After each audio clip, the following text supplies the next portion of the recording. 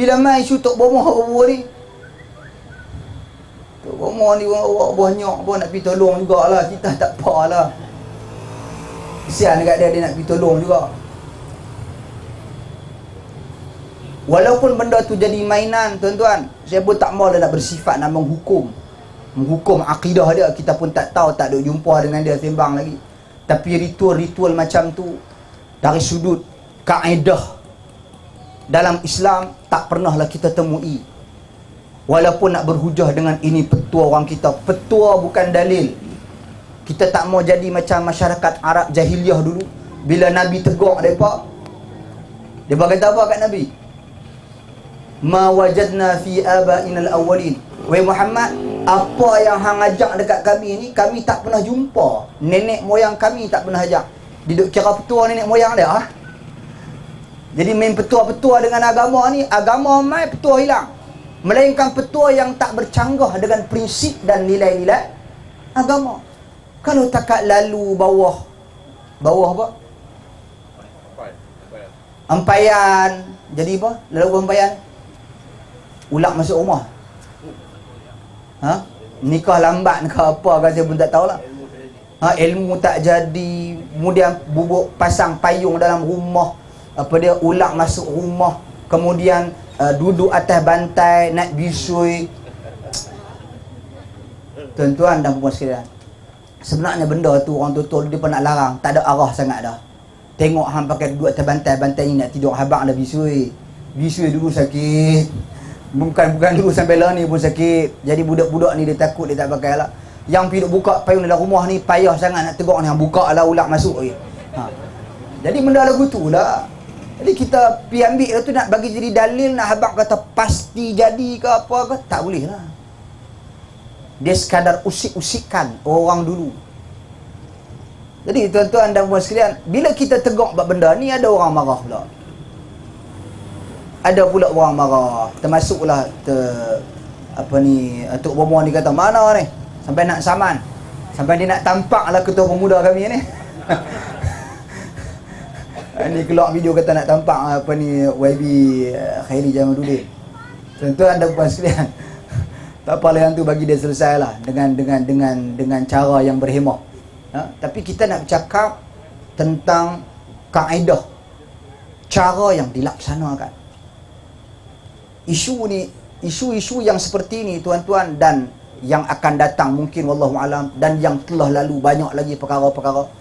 Dia juga bukanlah antara Tok Bomoh yang popular, yang meramalkan Pakatan Rakyat menang besar masa pilihan raya itu ni.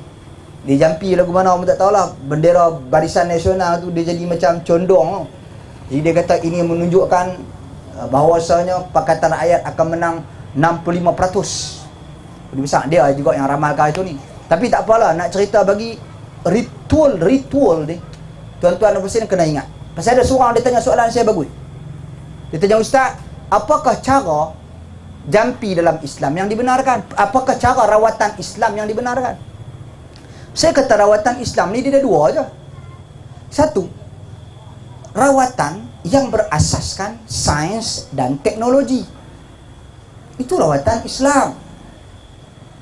Islam mengajar umatnya mengkaji. Islam memerintah umatnya menganalisa. Nabi sebut dalam hadis, Inna Allah khalaqa da'a wa dawa fatadawu wa la tatadawu biharam. Allah cipta penyakit, Allah cipta ubat. Maka berubatlah. Jangan berubat dengan benda-benda yang haram.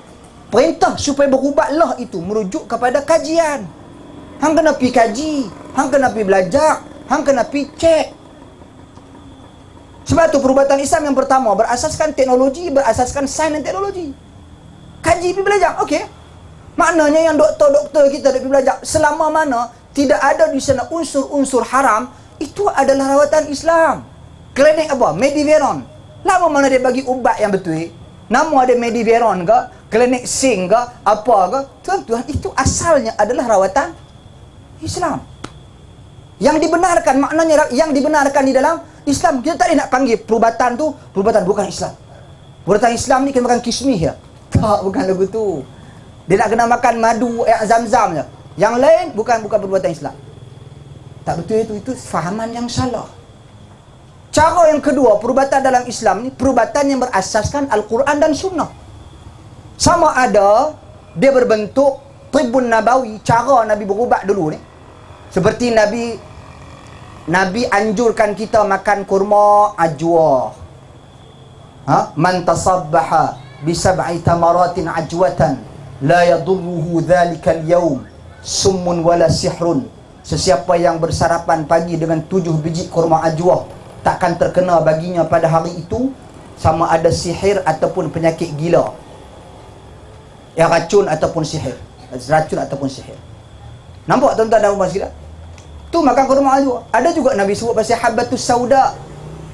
Alaikum bihadhi habbatis sauda fa innaha shifaa'un likulli da' illa sam. Hendaklah kamu melazimi makan habbatus sauda, ia pengubat segala penyakit kecuali mati. Yang tu satu. Daripada Quran Sunnah. Begitu juga ada satu lagi daripada Quran Sunnah juga berbentuk ruqyah. Ruqyah ni jampi. Nabi ajak ke tempat sakit, contohnya kalau kita gamuk-gamuk sakit sangat leher ni, sakit sangat bau, sakit sangat kaki ke apa ke, Nabi ajak kita tekan dekat tempat sakit tu, baca bismillah, kemudian baca a'udzu billahi wa qudratihi min syarri ma ajidu wa uhadhir, baca 7 kali, pegang kat tempat sakit. Tu jampilah tu. Itu ada dalam hadis Nabi, makna ada dalam sunnah. Kena tepat dari sudut lafaznya, kena tepat dari sudut kaedah caranya. Jangan kira pakai kita dengar, kira dia selawat, kira dia baca 2-3 qiraat ayat Quran, kira tu dah clear. Tak, kita kena lihat juga kaedah perlaksanaannya. Main dia bawa banyak ni tak boleh lah. Tak kira lagu tu duk angkat, lagu tu turun mai. Dia tak apa nak kena. Dengan kaedah, walaupun selawat, walaupun kita baca apa-apa, dia kena lafaz pun sama, tindakan pun sama. Baru kena. Sebab tu cara perubatan Islam sebenarnya dia tak perlu seluk tangan dalam mulut buaya, tak perlu.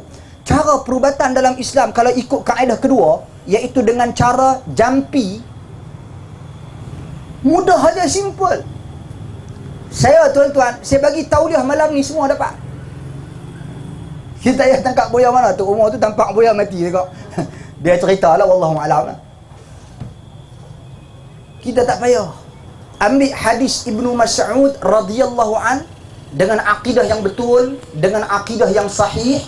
Tuan-tuan dan puan sekalian, baca surah Fatihah kat ayat boleh. Dia kata apa Tok Umar baca pendek? Tu masalah kita. Kita nak Tok Umar baca 3-4 jam, baca panjang, mbui silat, pelit, lompat sama sok, baru kita nak terima. Tuan-tuan, bukan lagu tu. Kita tengok lagi complicated, lagi susah, lagi payah, kira lagi afdal. Bukan lagu tu. Dia sebenarnya Islam ni, apa-apa yang bertepatan dengan kedua sumbernya, Al-Quran dan As-Sunnah, itu dikira sebahagian daripada Islam. Sahabat Nabi dia baca Fatihah, dia embuh dekat ayat, seolah-olah meludah pada air tersebut. Dia bagi minum orang yang kena sengatan haiwan berbisa, dengan izin Allah Subhanahu Wa Taala sembuh orang tu. Dia dapat kambing sekok. Pasal apa? Pasal dia letak syarat, kalau hang baik, hang bagi ku kambing. Depa pula balik tanya Nabi. Ini hadis riwayat Al-Imam Al-Bukhari. Kasih Ahmad tak pakai, kita ahli sunnah kita pakai.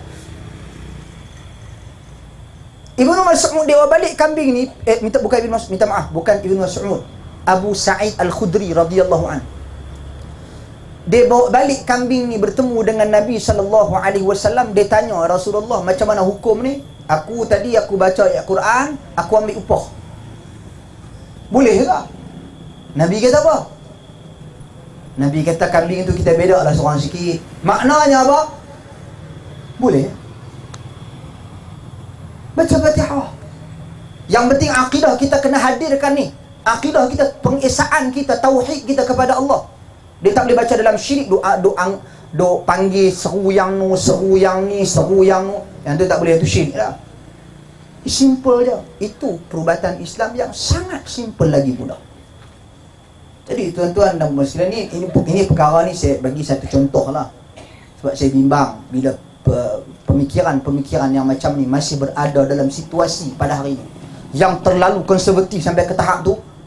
Kemudian yang terlalu terbuka sampai tolak hadis, sampai agama pun dia mudahkan agama. Bukan agama memang mudah, tapi dia permudahkan pula agama. Yang tu pun kita tak mau. Yang terlalu konservatif sampai ke tahap lagu ni pun kita tak mau. Kita nak tuan-tuan seperti mana apa yang diturunkan, seperti itu kita amalkan dan seperti itu kita praktikkan.